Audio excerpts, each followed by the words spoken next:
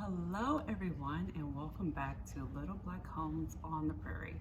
Today I'm going to talk about what to do and how to handle when your day goes off the rails and it's only 9 a.m. So let's get started.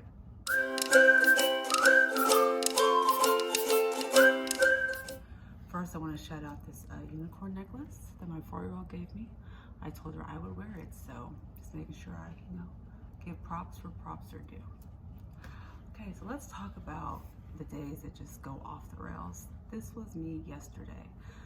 The day started off and you know how you kind of get a little bit behind, like breakfast isn't quite right on time, or maybe the kids wake up a little bit late. So that had been us for a couple days. 2 of the kids have been sick for almost a week now. Colds, the runny nose, the cough, everything. So we hadn't been out with friends. They weren't used to this new schedule. We were at home all day, every day. They hadn't been out to the park, and so they were getting a little stir crazy. But I thought it's gonna be a nice day. We'll be able to be outside. It's gonna be fine. So anyway, the day gets started. We start moving along with the morning, and we're starting to get behind. People are forgetting normal things like, oh, I need to brush my teeth. Oh, you want me to get dressed? Oh, we're gonna do school today. So I thought, okay, am I being overly sensitive and irritated, or are the kids just not doing the things that they know we do every single day? So I think it was a combination of both. I was irritated and they were forgetting their normal things, which I had to remind myself.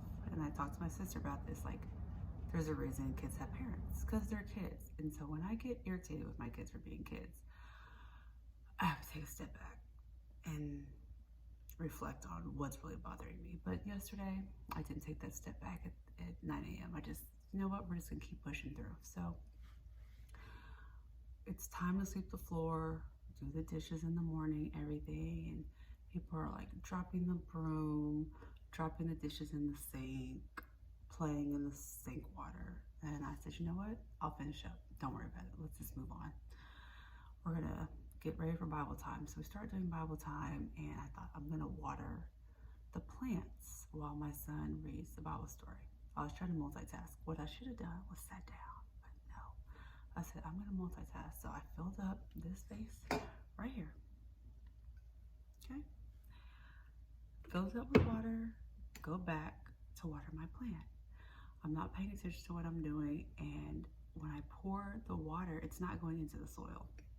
It's going onto the leaf of the plant, and which just creates like a slide. So the water slides off the leaf. It's a fiddle leaf fig, so those big leaves, slides off onto a stack of library books. So then I'm like, what in the world? So I pick up the books, take them to the kitchen to wipe them all off. They have the plastic cover on them, but still they were getting soaked. So some of the pages were wet. I'm trying to wipe off all the pages. The kids were like, what's wrong? I'm like, nothing, it's fine. Like, don't worry about it. So after I finish doing that, I go back. Of course, there's still some water left in the vase. The toddler found it. He had some sidewalk chalk. He's made some type of sidewalk chalk soup. He's like drinking it. He's been eating the sidewalk chalk, and it's just all in his mouth. So I said, okay. So I dig the sidewalk chalk out of his mouth, wipe up the water that's all on the floor. And I said, you know what? I'm gonna take a step back, and you guys just do what you want to do for right now. So I sat down at the table and I said, step one, I'm going to finish eating my breakfast because I haven't eaten, and that's part of the reason why I'm cranky. So the kids decide they're going to read. They said, can we pretend like we have a homeschool library? I said, yeah, that's fine. Knock yourselves out. So for the next almost hour, they just sit there with books.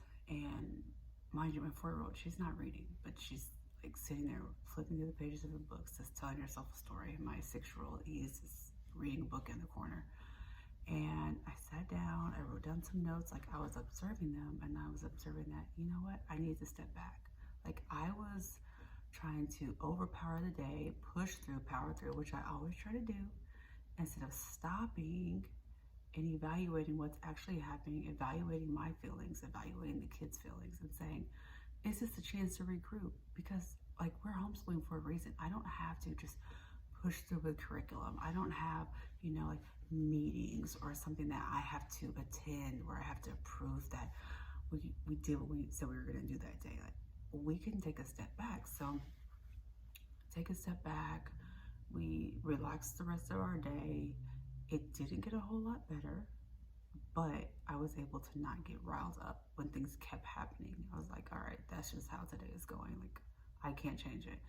And at the end of the day, we can't really change, I guess, like how the day's going, right? Because the day's gonna go no matter what. Like, the time is gonna keep on ticking, and things are gonna go wrong some days. And so I had to just reevaluate how I was gonna respond, which I started attending this like Bible study where we go through our emotions. And so 6 months ago, I would not have been able to step back. I just would have, like I said, powered through. Everyone would have been crying, and I would have been like, we've got to get this work done. This is why we're at home, and we're gonna, stick to a high standard, and we're gonna do school. So anyway, I didn't do that, so I was proud of myself for not like flying off the handle.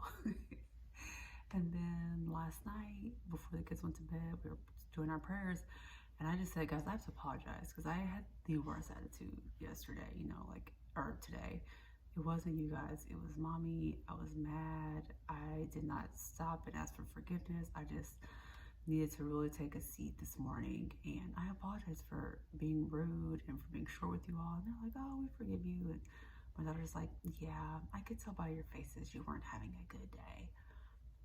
Like, yeah, thanks for letting me know that you saw that. So anyway, just a reminder that things aren't always going to be great, and that's okay. We can still get through the day without tearing ourselves down, tearing our kids down. And that's the real victory, is that we made it to the end of the day, and there's grace and there's forgiveness, and Lord willing, there'll be another day. So that's what our day was yesterday, and I hope that helped you guys. All right, talk to you soon. Bye.